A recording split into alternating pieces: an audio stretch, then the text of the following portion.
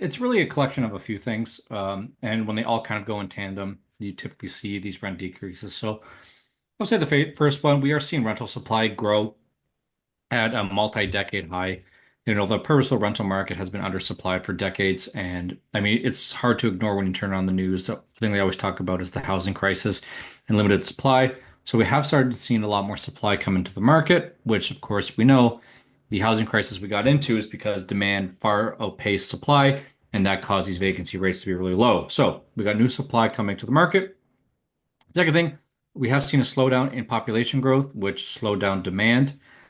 This is sometimes at the greatest in these cities that are university or college towns, because we also saw a slowdown in international students as well. So what happened was over the summer months, we saw typically when there'd be a lot more demand, there was a little bit less because we lowered the numbers a little bit.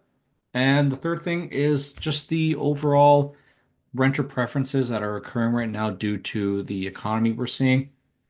Frankly, people are prioritizing affordability much more than accessibility, and they're willing to go to places across Canada that offer the most affordable way of life.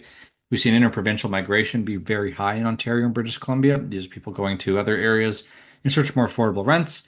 And on top of that, when people don't have as much money and the economy is worsening and people are unemployed, typically prices have to come down because they're not willing to pay premium rents to go and live in these certain areas. So when all these things happening in conjunction, you typically see asking rents go down. And I expect that this is probably going to continue in the future a little bit, but those are kind of the reasons. And London is no stranger to this. We saw vacancy rates rise to a decade high, so that means there is a lot more units that people can choose from.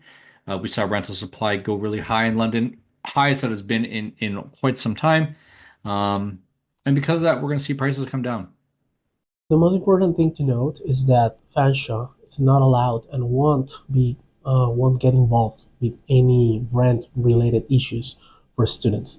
For example, if a student wants to apply for rent, Fanshawe won't get involved. Won't tell you if that's a good option or a bad option.